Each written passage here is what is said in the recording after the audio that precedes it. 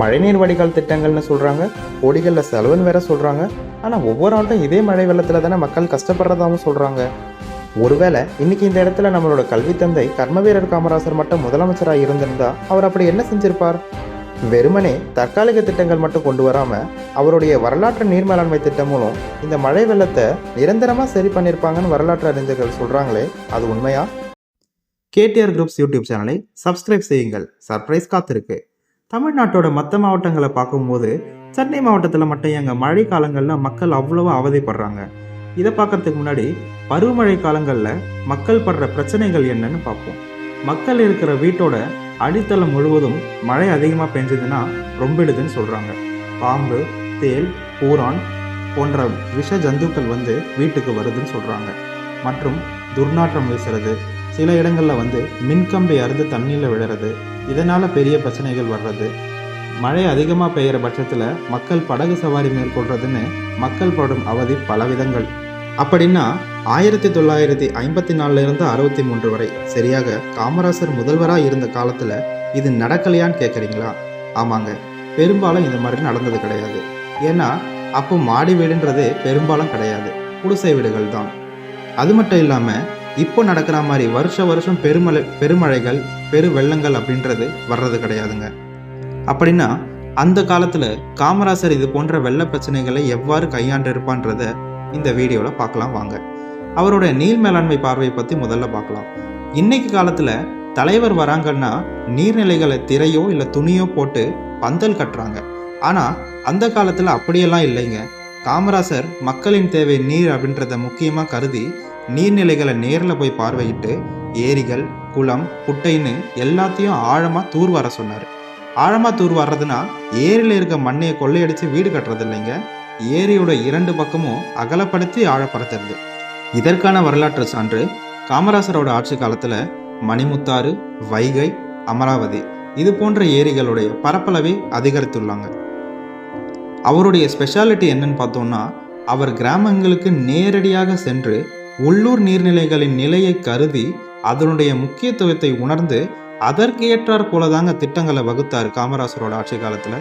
ஆனால் இன்னைக்கு பேப்பர்லேயோ இல்லை கோப்புலையோ பார்த்து திட்டங்கள் போடுறதுக்கும் அன்னைக்கு நேரில் போய் திட்டங்களை வகுத்ததற்கும் நிறைய வித்தியாசம் இருக்குன்னு சொல்கிறாங்க வரலாற்று ஆய்வாளர்கள். காமராசருடைய அணுகுமுறை வெர்சஸ் இன்றைய யதார்த்தம். சென்னைக்கு மிக அருகில், தாம்பரத்திற்கு மிக அருகில், செங்கல்பட்டுக்கு மிக அருகில், மதுராந்தகத்திற்கு மிக அருகில்னு சொல்லி இப்போ உத்திரமேலூர் வரைக்கும் வந்துட்டாங்க. ஆனால் இது எல்லாத்திற்கும் பொதுவான ஒன்று, ஏரிகளுக்கு மிக அருகில்.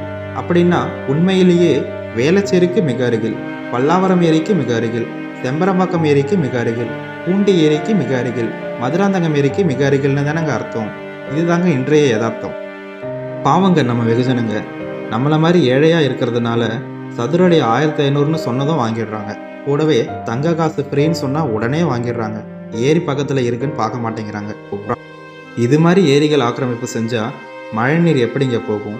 இது ஒரு புறம் இருக்க, தரமற்ற வடிகால் பணிகள்னு மற்றொரு பக்கம் சொல்கிறாங்க.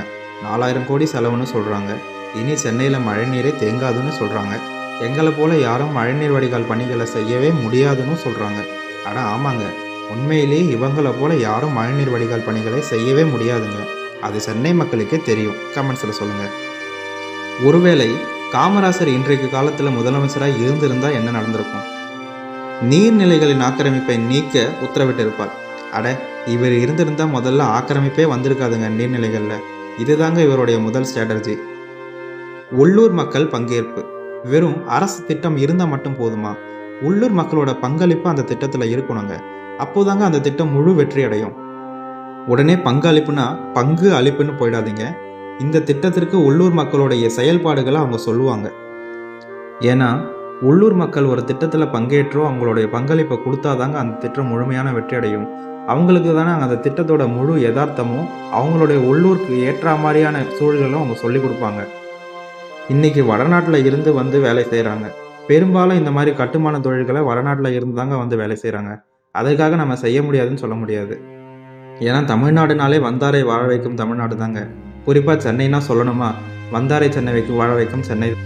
பெரும்பாலும் இது போன்ற அரசு திட்டங்களை செய்து கொடுக்கறதற்கு வடநாட்டுக்காரங்கள் தாங்க பயன்படுத்துகிறாங்கன்னு ஒரு பக்கம் சொல்கிறாங்க. அந்த வடநாட்டுக்காரங்களோ ஹாஜின்னு சொல்கிறாங்க.